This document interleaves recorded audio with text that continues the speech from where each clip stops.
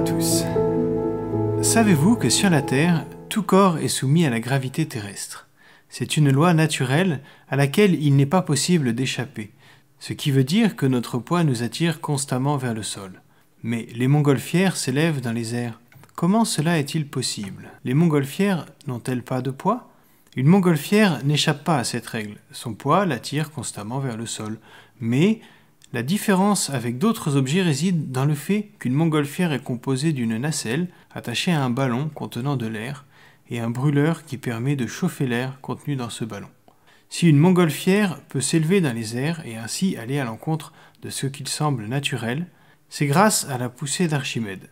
Il s'agit d'une force qui nous pousse vers le haut. Et si cette force est supérieure à notre poids, nous nous élevons au-dessus du sol. Eh bien, nous sommes tous des montgolfières. Notre corps est la nacelle et le ballon, notre âme est l'air contenu dans le ballon, le Saint-Esprit est le brûleur permettant de chauffer l'air.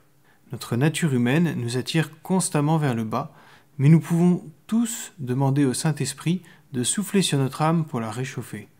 Plus le Saint-Esprit réchauffera l'air de notre ballon, plus la poussée d'Archimède compensera notre poids. Or, c'est nous qui choisissons le réglage du brûleur. Si nous demandons peu au Saint-Esprit, il chauffera peu, et si nous lui demandons beaucoup, il chauffera beaucoup.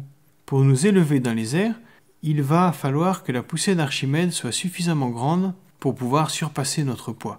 Il nous faut donc être bouillants pour Dieu si nous voulons compenser le poids de notre nature humaine par la force qui vient du Saint-Esprit. Si nous faisons cela, il nous reste tout de même une chose très importante à comprendre. Plus nous serons hauts dans les airs, plus l'attraction de la Terre sera faible, mais elle ne sera jamais nulle.